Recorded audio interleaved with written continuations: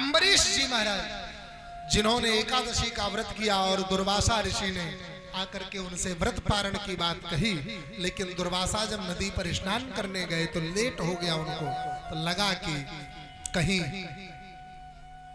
त्रयोदशी न लग जाए, द्वादशी में ही पारण करना है। द्वादशी का समय बहुत कम था, लुप्त थी द्वादशी, बहुत थोड़े से समय के लिए समय निकल रहा था, तो तुलसी का पत्ता जिह्वा पर रख लिया। दुर्वासा जी ने आकर कहा अब तो पारण हो नहीं सकता।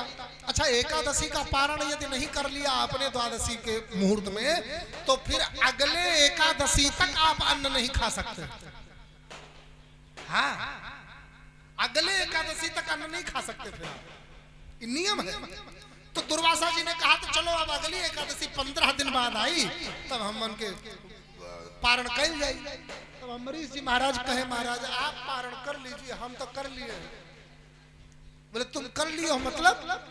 बोले प्रभु आप लेट हो रहा था तो हमने तुलसी का पत्ता जिह्वा पर रख लिया। फलाहार में कुछ, अन्न में, भोजन में कुछ नहीं पाया है, बस तुलसी का पत्ता जिह्वा पर रख लिया ताकि पारण हो जाए। कुछ खाया नहीं है, रसोई जूठी नहीं है, आप चलिए पाइए, रसोई एकदम शुद्ध है। वो दुर्वासा जी ऋषिया गए एकदम, देना श्राप, जा हम तुमके मार देंगे, हम ये कर देंगे, वो कर देंगे। इतने में एक ठू कृत्या नामक राक्षसी प्रकट भई और दुर्वासा जी को लगी दौड़ाने। कहा एकादशी वाले को तुम दंड दोगे, इसको श्राप दोगे? इसने एकादशी का व्रत पूर्ण किया है।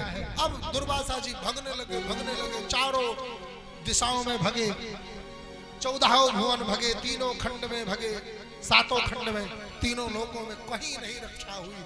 तब आए अम्बरीश जी के पास, क्षमा मांगे, हमें क्षमा करो। तब अम्बरीश ने भगवान नारायण से क्षमा मांगा कि प्रभु हमारे गुरुदेव को क्षमा कर दो। तो दुर्वासा जी को क्षमा किया। इन्हीं